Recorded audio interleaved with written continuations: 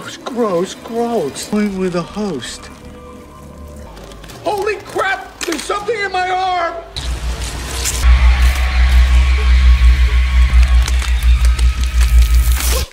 Hai guys, balik lagi sama aku Dian di Bale Movie. Di video kali ini kita akan membahas alur cerita series horor yang berjudul Goosebumps The Vanishing. Dalam cerita film ini, sekelompok remaja mengunjungi sebuah tempat yang dianggap angker. Lantas saat berada di sana, mereka menghadapi sebuah insiden yang mengancam nyawa. Penasaran bagaimana nasib mereka? Yuk tonton video alur ceritanya sampai selesai. Tapi sebelum kita ke alur ceritanya, Mimin mau ingetin dulu ya guys, kalau konten ini berisi full spoiler. Jangan lupa untuk like, komen, subscribe, dan nyalakan loncengnya ya. Tanpa berlama-lama lagi, yuk langsung aja kita ke alur ceritanya. Pada tahun 1994 di kota Gravesend, sekelompok remaja beranggotakan 4 orang mengadakan tantangan dengan mengunjungi sebuah tempat yang dianggap angker. Konon katanya, tempat itu dahulu adalah laboratorium untuk eksperimen medis yang merenggut banyak nyawa. Lantas saat menuju laboratorium, anggota kelompok yang bernama Matty tak sengaja menemukan Anthony, saudaranya.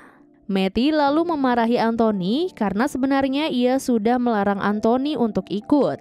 Tak lama berselang, kelompok Matty iseng menyentuh sebuah benda untuk mengetahui kemampuannya. Berawal dari sentuhan ini, sebuah mesin misterius akhirnya muncul. Saat kelompok mendekat, tiba-tiba mesin itu menyemprotkan zat kimia ke arah mereka. Beberapa detik setelahnya, mata Matty tiba-tiba mengeluarkan cairan hitam sebelum akhirnya kepalanya hancur. Cerita lalu melompat ke tahun 2024 dengan setting yang masih berlokasi di kota Gravesend. Pada musim panas tahun itu, ada 2 bersaudara kembar bernama Sissy dan Devin.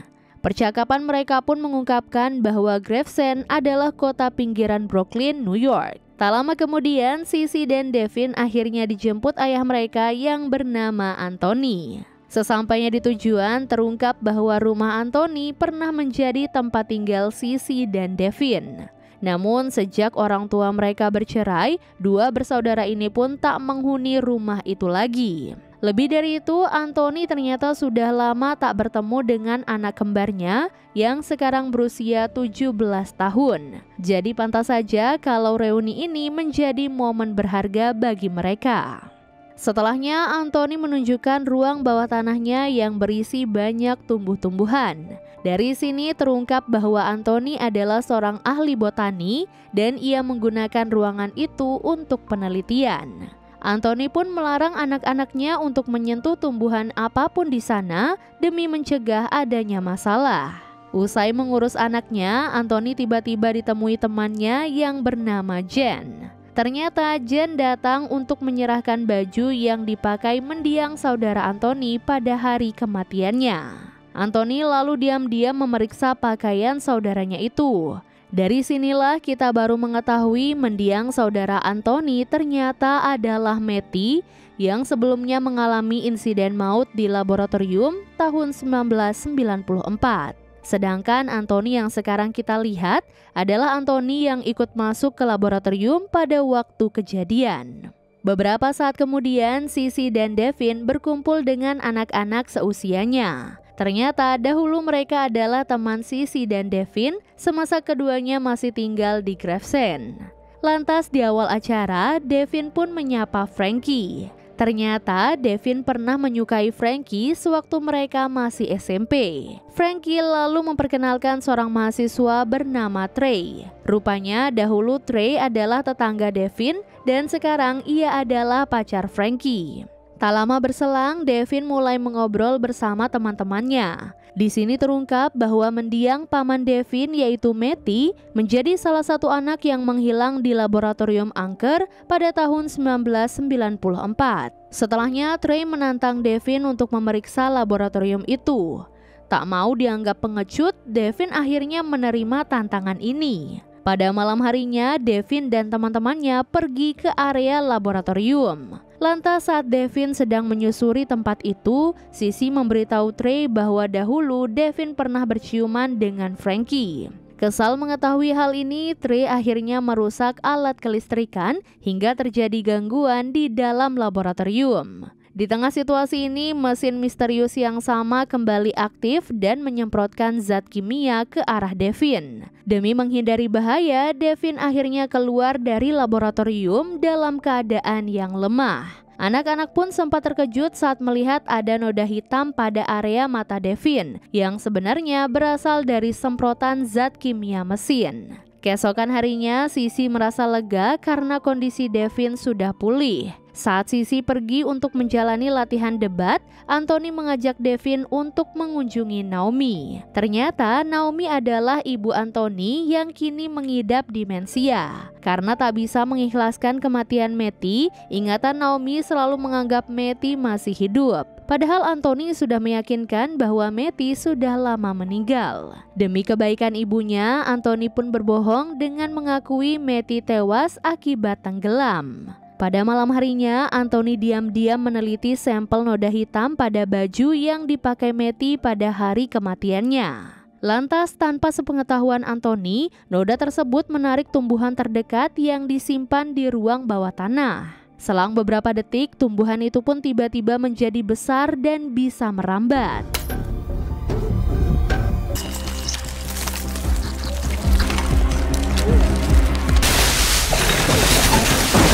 Setelah menyerang Anthony, tumbuhan itu pun berpindah tempat ke saluran bawah tanah. Di waktu bersamaan, Devin tiba-tiba mengalami kejadian aneh saat melihat foto Matty. Saat keluar dari rumah untuk menenangkan diri, Devin diserang oleh tumbuhan yang sama hingga ia pun terseret ke gorong-gorong.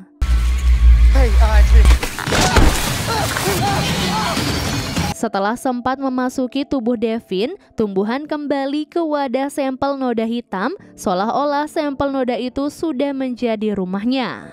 Tak lama berselang, Devin berhasil keluar dari gorong-gorong. Di saat yang sama, tangan Anthony terinfeksi akibat serangan tumbuhan tadi. Keesokan harinya, Anthony menemukan infeksi di tangannya menumbuhkan sekumpulan spora. Dari sini, Anthony nekat menyayat lengannya sendiri hingga ia pun berhasil mengeluarkan sebuah tumbuhan parasit yang seukuran bola pingpong. Anthony lalu menghubungi rekannya yang bernama Patty untuk membahas soal tumbuhan parasit tadi. Di situ, Anthony menerangkan bahwa tumbuhan parasit berasal dari spora yang sebelumnya muncul dalam bentuk noda hitam pada baju Matty. Usai mengamati foto tumbuhan parasit dengan seksama, Patty akhirnya menyimpulkan bahwa tumbuhan itu sebenarnya adalah spesies hewan karnivora yang tidak diketahui. Guna menguji kebenaran teori Patty, Anthony mencoba memberikan seekor tikus ke tumbuhan itu. Hasilnya, tumbuhan itu tiba-tiba melahap si tikus, membuktikan organisme ini memanglah hewan karnivora.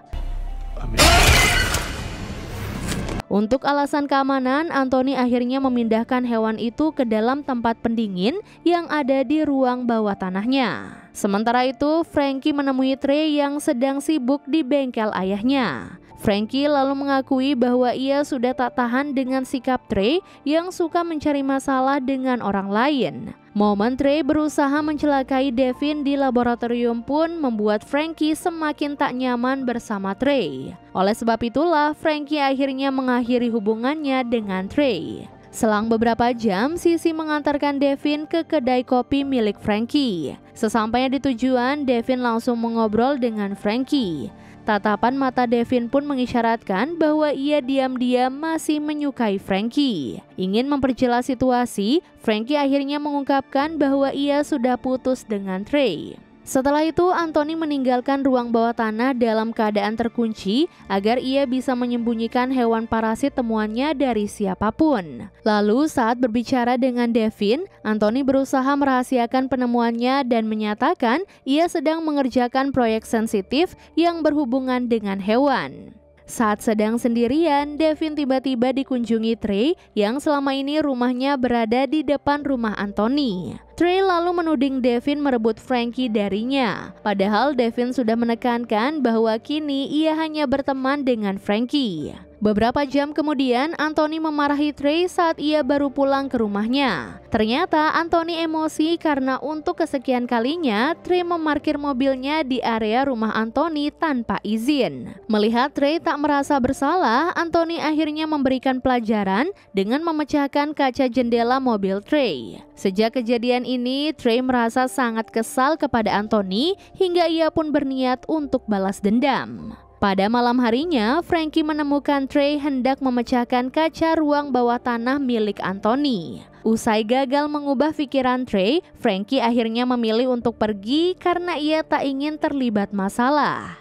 Selama berada di dalam sana, Trey melakukan pengrusakan untuk membalaskan dendamnya kepada Anthony. Di akhir momen ini, Trey terkena serangan hewan parasit hingga ia pun terseret ke dalam tempat pendingin yang digunakan untuk menyimpan hewan tersebut. Di waktu bersamaan, Devin dan temannya yang bernama CJ sedang memeriksa selokan. Ternyata Devin ingin menyelidiki tumbuhan apa sebenarnya yang tempo hari menyeretnya ke dalam sana. Devin akhirnya tidak menemukan petunjuk apapun selain bagian tumbuhan yang sempat menyerangnya. Setelah itu, Frankie nekat memasuki ruang bawah tanah Anthony karena ia mengkhawatirkan Trey. Di tengah situasi ini, Frankie tiba-tiba menghadapi sesosok monster hitam menyerupai manusia.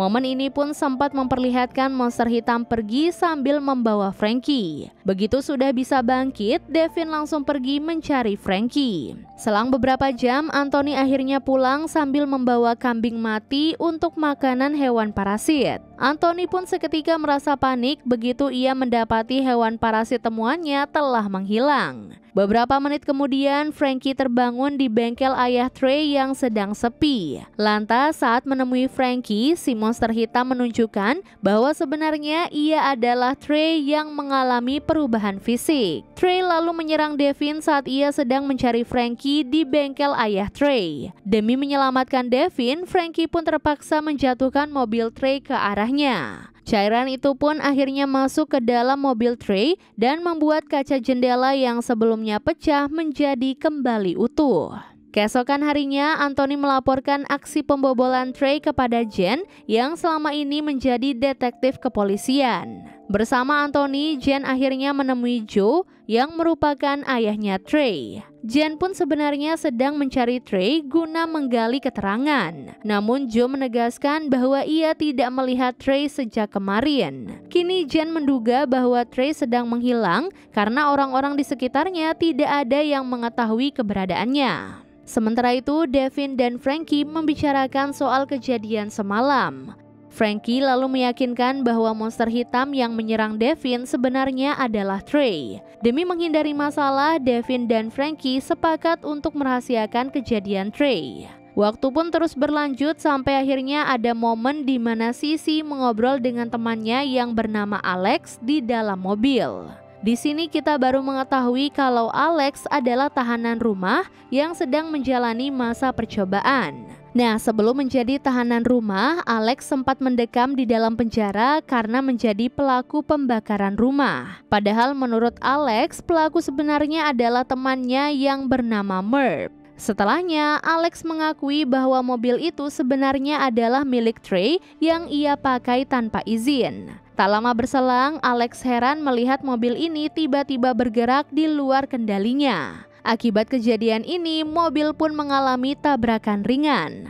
Alex pun tak mengetahui kalau sebenarnya mobil ini sedang dikendalikan oleh cairan hitam yang berasal dari tubuh monster Trey. Saat Sissy sudah pergi, cairan hitam menggunakan kemampuan regenerasinya untuk memulihkan kondisi mobil. Setelah mengurung Alex, cairan hitam langsung menggerakkan mobil ini dengan kecepatan tinggi. Alex pun akhirnya berhasil keluar sebelum mobil itu terjatuh ke area sungai. Pada malam harinya, Jen tak sengaja menemukan Alex di tengah jalan. Dari sini terungkap bahwa Jen adalah ibu Alex.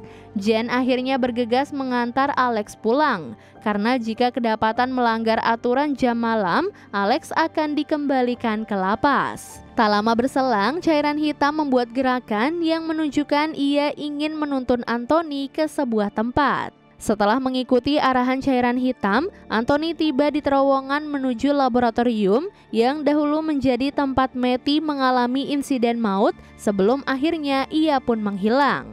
Saat sudah memasuki laboratorium, Anthony berhasil menemukan Trey dalam kondisi masih hidup. Usai melaporkan hal ini kepada Jen, Anthony menduga kejadian yang dialami Trey berhubungan dengan kasus anak hilang di laboratorium. Cerita lalu ditarik mundur ke 1 bulan sebelumnya, tepatnya saat Sissy dan Devin masih tinggal di apartemen mereka. Jadi ternyata Sissy adalah murid berprestasi di sekolahnya yang pernah menjuarai kompetisi debat. Sebaliknya, Devin adalah murid bermasalah hingga ia pun diskors karena tidak bisa bersikap disiplin. Setelah itu, Sissy berbincang dengan teman-temannya yang juga merupakan murid berprestasi. Di momen ini, kita baru mengetahui kalau Sissy tidak pernah mengalami kegagalan dalam hal akademis. Sissy lalu bercerita bahwa ia akan segera menemui pelatih debatnya untuk mendapatkan kepastian apakah ia diterima dalam program debat yang bergengsi. Singkat cerita, sang pelatih menyatakan bahwa Sissy gagal diterima dalam program debat tersebut. Selesai menemui pelatih, Sissy berteriak untuk melampiaskan rasa frustasinya karena baru pertama kali ini ia merasakan pahitnya kegagalan. Kembali ke masa sekarang, Sissy tiba-tiba ditemui oleh Alex. Dalam kesempatan ini, Alex meminta maaf karena telah membuat mereka mengalami tabrakan saat menaiki mobil Trey. Alex juga meluruskan bahwa sebenarnya saat waktu kejadian, mobil Trey sedang dikendalikan oleh sesuatu yang tidak ia ketahui. Di akhir pertemuan, Alex mengembalikan tempat minum Sissy yang sempat berada di dalam mobil Trey.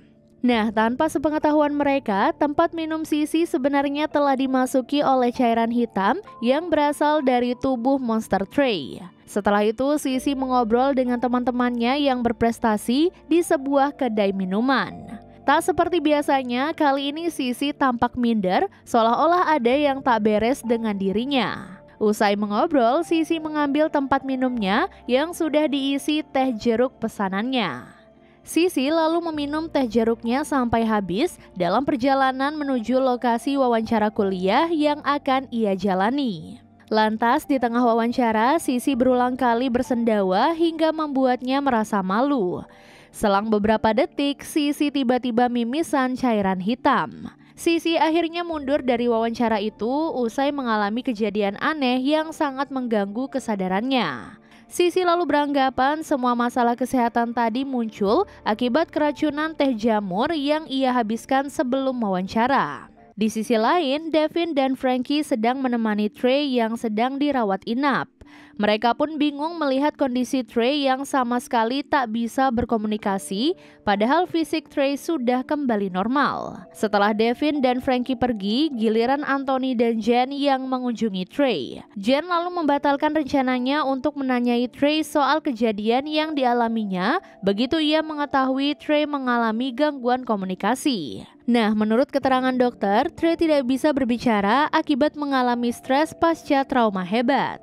Waktu pun terus berlanjut sampai akhirnya Devin tiba-tiba dihubungi oleh Sissy. Di sini Sissy memohon Devin agar cepat menjemputnya. Karena secara tidak sadar Sissy menemukan dirinya berada di apartemen mereka. Sambil menunggu Devin, Sissy mengkonsumsi obat kumur guna membersihkan mulutnya. Tak lama berselang, obat kumur yang dimuntahkan Sissy tiba-tiba menggumpal dan terus membesar akibat terpapar sisa cairan hitam yang ada di dalam mulut Sissy. Begitu ukurannya sudah sangat besar, gumpalan itu terus mengejar Sissy seolah-olah makhluk itu memiliki niat jahat.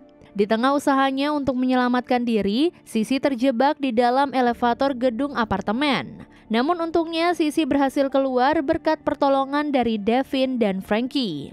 Setelah itu mereka bertiga beristirahat di stasiun sambil menunggu kereta tujuan Gravesend. Dalam situasi ini, Sissy akhirnya berterus terang bahwa ia sebenarnya gagal diterima dalam program debat dan hanya berpura-pura latihan. Rupanya Sissy menutupi kebenaran ini dari semua orang karena ia takut akan dicibir atas kegagalannya. Begitu mengetahui hal ini, Devin justru merasa lega karena untuk pertama kalinya Devin merasa posisinya setara dengan Sissy. Selang beberapa menit, Sissy, Devin, dan Frankie menumpangi kereta tujuan Gravesend. Lantas saat baru berangkat, kereta tiba-tiba berhenti akibat serangan monster gumpalan yang sebelumnya mengejar Sissy. Dari sini, Sissy pun nekat keluar dari kereta dan menggiring monster ke area rel yang bermuatan listrik tegangan tinggi. Begitu tersengat listrik, tubuh monster langsung memadat dan berubah warna menjadi hitam.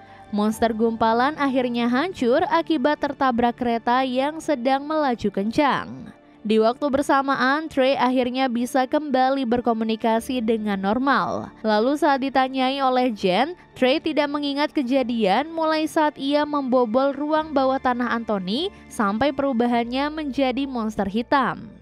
Beberapa jam kemudian, Sissy, Devin, dan Frankie pergi ke benteng untuk memeriksa laboratorium. Mengetahui soal penelitian rahasia Anthony dan noda hitam pada baju Matty, Sissy meyakini kejadian mengerikan yang menimpa dirinya, Devin, dan Trey berhubungan dengan sesuatu yang berasal dari laboratorium. Lantas di tengah perjalanan menuju lokasi, Sissy diam-diam melihat Anthony keluar dari sana dalam keadaan memakai baju pelindung. Beberapa menit sebelum Sissy dan yang lainnya datang, Anthony ternyata sudah sempat memeriksa laboratorium. Di sini, Anthony sempat teringat kejadian tahun 1994 di lokasi yang sama saat ia menemukan tubuh Matty dan teman-temannya menghilang tanpa jejak usai terkena semprotan zat kimia hitam dari mesin. Tak lama kemudian, Anthony mengotak-atik salah satu alat hingga ia pun tak sengaja membuka lubang palka menuju bawah tanah. Lantas, saat melihat ruangan ini, Anthony terkena semprotan banyak zat kimia hitam.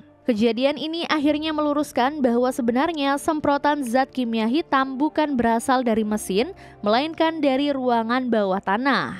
Keesokan harinya, Anthony tiba-tiba merasa tidak enak badan. Mengejutkannya, hidung Anthony mengeluarkan cairan hitam saat ia bersin. Sementara itu, kita baru mengetahui kalau CJ adalah kurir restoran milik ibunya yang bernama Gwen. CJ lalu mengantarkan sup pesanan Anthony ke rumahnya. Lantas saat akan membayar pesanannya, bola mata kanan Anthony tiba-tiba copot dalam keadaan tergantung.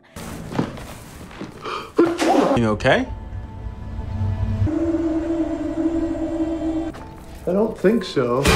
Kejadian ini pun seketika membuat CJ ketakutan hingga akhirnya ia pun terpaksa pergi dalam kondisi belum menerima uang Anthony. Tak lama berselang, Anthony berhasil mengembalikan bola matanya seperti semula. Hal ini pun bisa terjadi karena bagian baju pelindung Anthony ternyata sobek saat ia fokus mengotak-atik alat di laboratorium. Setelah itu, CJ melaporkan kejadian Anthony kepada Gwen. Merasa tak percaya, Gwen akhirnya pergi ke rumah Anthony bersama CJ. Sesampainya di tujuan, CJ terkejut melihat kondisi Anthony yang kembali normal seolah-olah tidak terjadi apa-apa. Di akhir pertemuan mereka, Anthony meyakinkan Gwen bahwa laporan CJ adalah halusinasi akibat terlalu sering menonton serial horor. Di sisi lain, CJ yakin Anthony sedang berbohong karena kejadian bola mata yang ia lihat benar-benar nyata. Beralih ke Alex, ia diperingatkan oleh Jen agar menjauhi masalah yang berhubungan dengan Trey. Alasannya, kasus Trey mengingatkan Jen pada kejadian Matty dan anak-anak lainnya yang hilang di laboratorium, hingga akhirnya mereka pun dinyatakan tewas. Waktu pun terus berlanjut sampai akhirnya Anthony berhasil menjebak CJ dan menahannya di ruang bawah tanah. Di tengah percakapan mereka, Anthony terkadang bersikap seperti dirinya yang asli, namun terkadang ia bersikap seperti orang yang berbeda sepenuhnya. Setelahnya, Anthony membekap mulut CJ agar ia bisa tetap menyembunyikan CJ saat dikunjungi oleh Jen. Lantas saat berbicara dengan Anthony, Jen memberikan kaset rekaman video saat Matty dan teman-temannya menyusuri laboratorium. Ternyata Jen memberikan kaset ini agar Anthony bisa menemukan titik terang di balik semua kejadian mengerikan yang berhubungan dengan laboratorium. Sementara itu, Sissy berdiskusi dengan Devin dan Frankie. Di sini terungkap bahwa mereka batal memeriksa laboratorium dan menduga Anthony sebagai dalang kejadian mengerikan yang menimpa Sissy, Devin, dan Trey. Teringat pengakuan Alex saat mobil Trey yang bergerak di luar kendalinya, Sissy menduga kejadian itu berhubungan dengan kasus Trey. Demi mencari petunjuk, Sisi akhirnya menanyai Alex, namun Alex menolak berbicara soal mobil Trey karena ia sudah diperingatkan oleh ibunya. Setelah itu, Frankie mengunjungi Trey yang sudah pulang dari rumah sakit karena kondisinya terus membaik. Berkat dorongan dari Frankie, Trey akhirnya baru ingat kalau kejadian yang dialaminya berhubungan dengan freezer di ruang bawah tanah Anthony.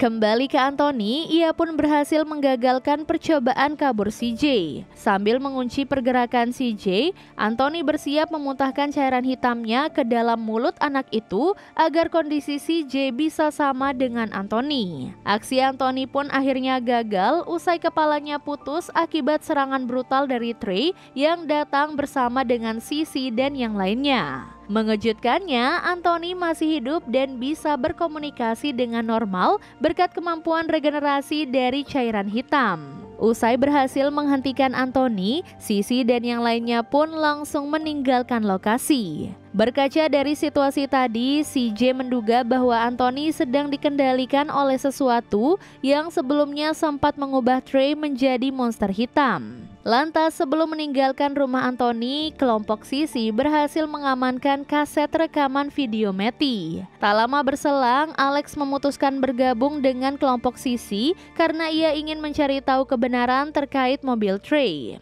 Beberapa waktu kemudian, seorang perempuan bernama Ramona datang ke ruang bawah tanah dan mengamankan kepala Anthony yang masih hidup. Setelah itu, Anthony terbangun di dalam laboratorium milik Ramona. Dengan alat khususnya, Ramona membuang cairan hitam yang ada di dalam anggota tubuh Anthony. Ramona lalu mengungkapkan bahwa di ruang bawah tanah benteng ada sesuatu yang bisa menghancurkan dunia. Adapun tugas Ramona adalah mencegah sesuatu itu keluar dari benteng. Sementara itu, kelompok Sisi yang kita sebut saja dengan nama Seeker bersiap menonton kaset video rekaman Matty di rumah Naomi. Usai melakukan persiapan, Seeker akhirnya menonton video Matty yang berlatar pada tahun 1994. Jadi rupanya video itu direkam dengan kamera milik Anthony yang saat itu biasa menggunakan kameranya untuk keperluan penelitian tumbuhan. Lalu pada suatu ketika, Anthony meminjamkan kameranya kepada Matty karena sang kakak ingin menggunakan kamera itu untuk mengerjakan tugas sekolah. Keesokan harinya, Matty menunjuk dua temannya yaitu Samir dan Nicole sebagai anggota kelompoknya dalam mengerjakan tugas sekolah. Matty lalu menawarkan posisi juru kamera kepada Hannah yang juga satu sekolah dengannya. Waktu pun terus berlanjut sampai akhirnya Jen mendapati Matty sedang berbicara dengan Hannah. Di momen ini Jen cemburu karena melihat kedekatan Matty dan Hannah. Padahal Matty sudah menegaskan bahwa ia sudah bukan pacar Jen lagi.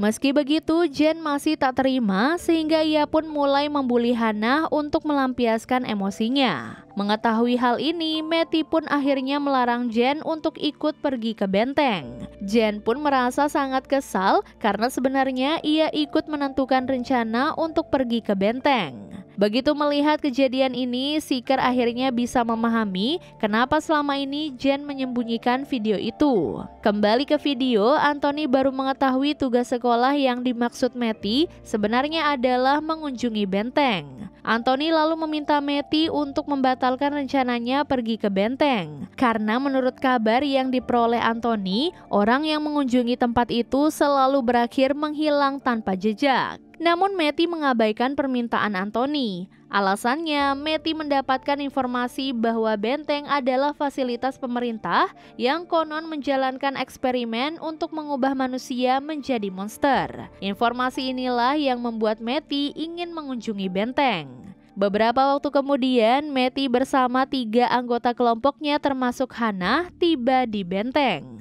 Setelah itu, kelompok Matty tak sengaja membuka ruang bawah tanah laboratorium. Selebihnya, kita sudah mengetahui kalau mereka tersemprot zat kimia hitam yang berasal dari ruang bawah tanah. Selang beberapa menit, Hannah terbangun di ruang bawah tanah dalam keadaan terpisah dari Matty dan 2 anggota kelompoknya. Sambil membawa kamera yang masih merekam, Hannah memberanikan diri untuk memeriksa lokasi. Dalam prosesnya, Hannah melihat banyak cairan hitam sebelum ia menemukan Matty, Samir, dan Nicole ditaruh di dalam pot dalam kondisi tak sadarkan diri. Saat terkejut oleh penemuan ini, Hannah tiba-tiba mendengar suara makhluk misterius yang menghuni tempat tersebut. Begitu mengetahui makhluk ini mengejarnya, Hannah langsung berjuang untuk keluar dari ruang bawah tanah. Di akhir kejadian ini, Hannah sempat menaruh kamera di atas ruang bawah tanah sebelum ia diseret oleh si makhluk ke ruangan itu.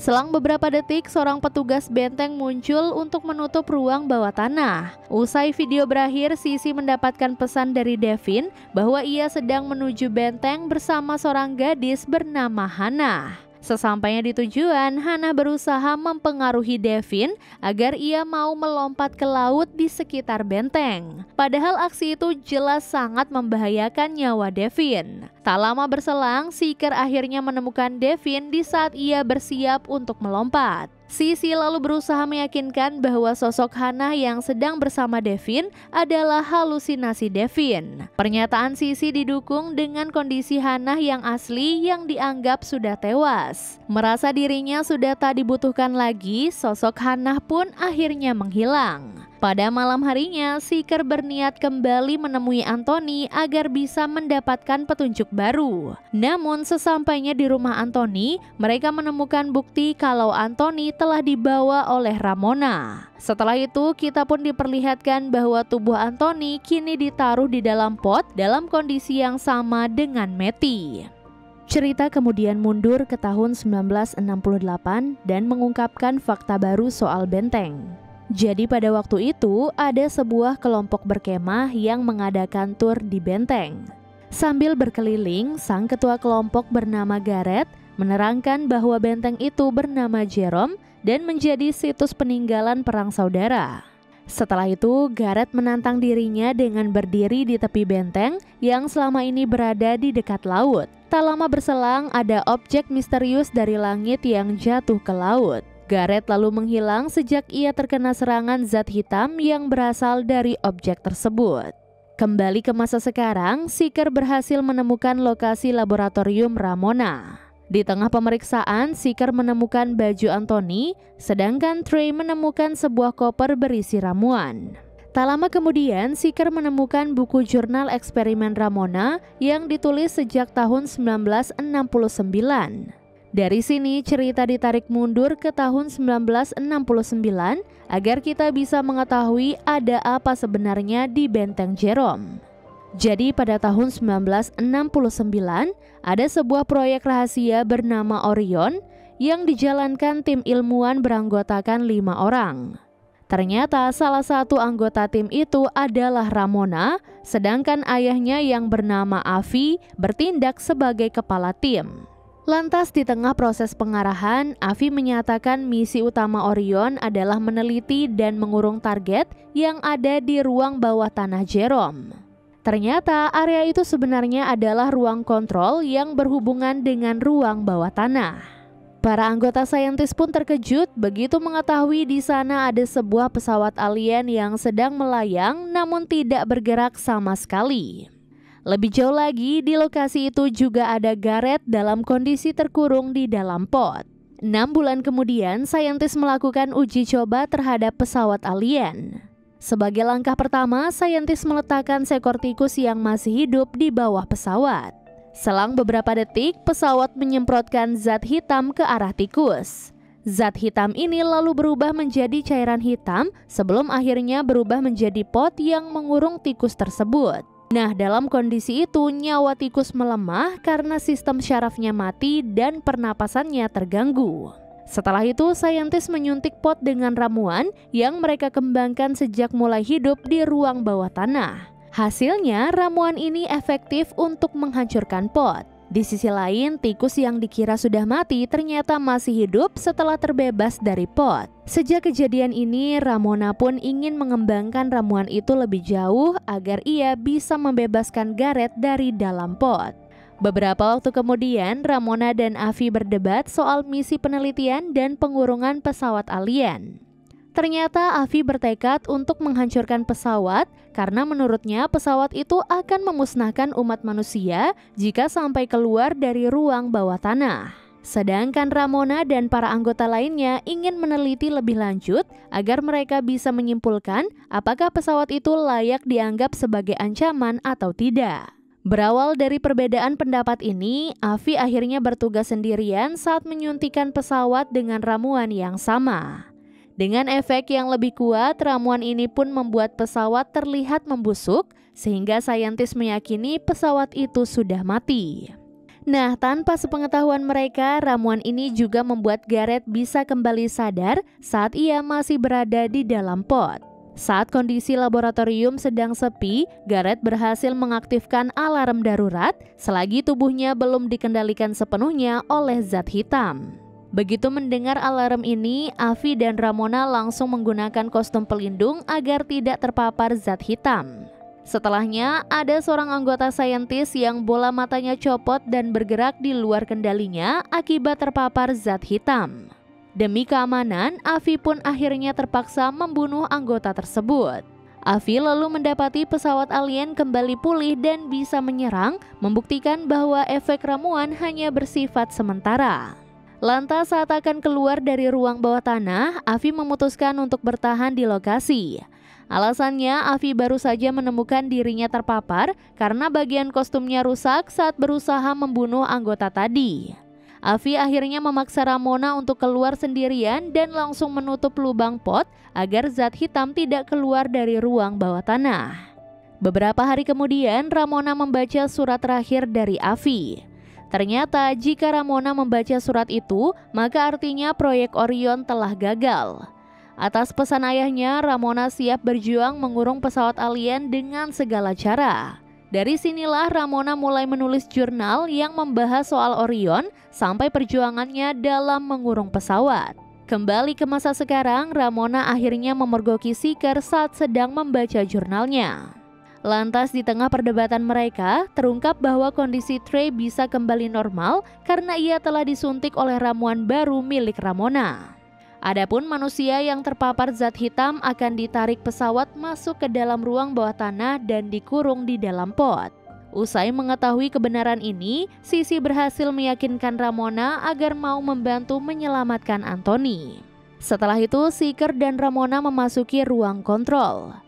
Guna melancarkan misi penyelamatan Anthony, Ramona menyuntik setiap anggota Seeker dengan ramuan yang berfungsi agar mereka tidak bisa dikurung di dalam pot. Ramona juga memberikan 1 dosis ramuan terakhir untuk menghancurkan pot Anthony dan membangkitkan kesadarannya.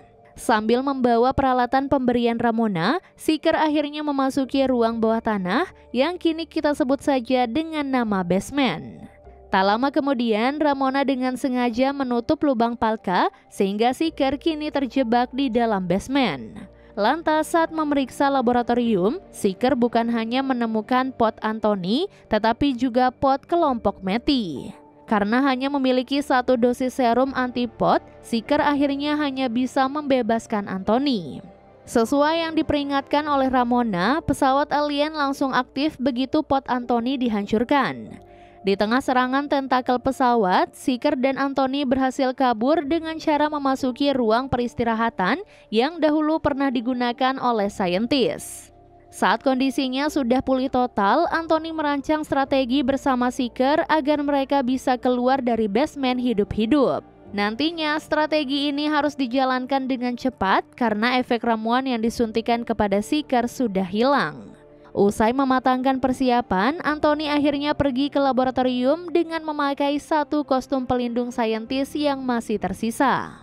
Anthony lalu menggunakan ramuan Avi yang hanya mampu mematikan pesawat untuk sementara waktu. Lantas di tengah proses penyuntikan, pesawat memberontak dan akan menyerang Anthony. Namun serangan itu berhasil dicegah setelah Anthony berhasil menuntaskan proses penyuntikan. Begitu pesawat sudah dilumpuhkan, Seeker langsung merusak listrik laboratorium agar lubang palka bisa terbuka.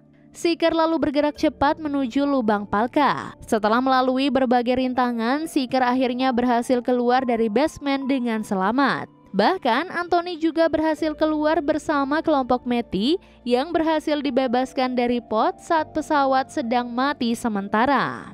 Keesokan harinya, kelompok Matty bersembunyi di rumah Anthony. Dalam situasi ini, Matty baru mengetahui kalau ia dan kelompoknya dinyatakan tewas sejak polisi gagal menemukan mereka di benteng. Karena keterangan polisi inilah, Anthony menyerah mencari Matty dan kelompoknya. Kini, Anthony pun melarang kelompok Matty untuk keluar dari rumah. Karena jika keberadaan mereka diketahui oleh pihak berwajib, maka Anthony takut mereka akan ditangkap dan dijadikan subjek eksperimen. Momen ini mengungkapkan bahwa efek kekuatan pot menyebabkan fisik kelompok Matty tidak menua sedikit pun meski mereka sudah terkurung di dalam pot selama 30 tahun. Pada malam harinya, Anthony dan Jen pergi menemui Ramona. Lantas sesampainya di lokasi, Anthony mendapati Ramona berhasil membebaskan Avi dari pot dengan memanfaatkan ramuan anti-pot sekaligus aksi seeker saat terjebak di basement. Tak lama berselang, Avi tiba-tiba merasa ada yang aneh dengan dirinya. Dari situ, Avi memuntahkan cairan hitam sebelum akhirnya ia berubah menjadi alien ganas. Setelah menghabisi Ramona, alien ini memburu Anthony dan Jen. Lantas saat alien akan membunuh Anthony, Jen berhasil melenyapkan alien itu dengan ramuan ciptaan Ramona. Kini Anthony baru mengetahui kalau manusia yang berhasil keluar dari pot akan berubah menjadi alien yang ganas. Di waktu bersamaan, Matty dan ketiga anggota kelompoknya telah berubah menjadi alien. Nyawa seeker pun terancam ketika mereka dikepung oleh kawanan alien. Tak lama setelah kejadian itu, seeker pun dikurung di dalam pot. Selang beberapa jam, Anthony dan Jen berada di Jerome untuk menyelamatkan seeker. Dalam perjuangannya, mereka berhasil menyingkirkan alien yang berusaha membunuh mereka. Usai kehabisan senjata anti-alien, Anthony dan Jen bergerak cepat menuju ruang kontrol selagi alien yang masih hidup belum mendekati mereka. Anthony lalu membuka lubang palka yang lebih besar untuk mengeluarkan pesawat alien dari basement. Ternyata Anthony melakukan hal ini karena sewaktu terkurung di dalam pot, ia bisa merasakan pesawat alien tidak berniat memusnahkan umat manusia. Begitu pesawat akan pergi, pot yang mengurung seeker menjadi lenyap, begitu pula dengan alien yang masih hidup. Pesawat ini akhirnya terbang meninggalkan bumi tanpa serangan sesuai keyakinan dari Anthony. Beberapa waktu kemudian, seeker bisa kembali hidup dengan normal. Karena musim panas sudah berakhir, maka tibalah waktunya bagi Sissy dan Devin untuk pulang ke apartemen mereka.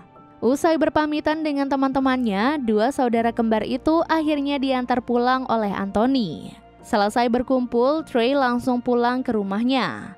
Lalu di tengah perjalanannya, Trey tiba-tiba memuntahkan cairan hitam, menandakan tubuhnya masih belum sepenuhnya bersih dari zat hitam alien. Dan series ini pun akhirnya selesai.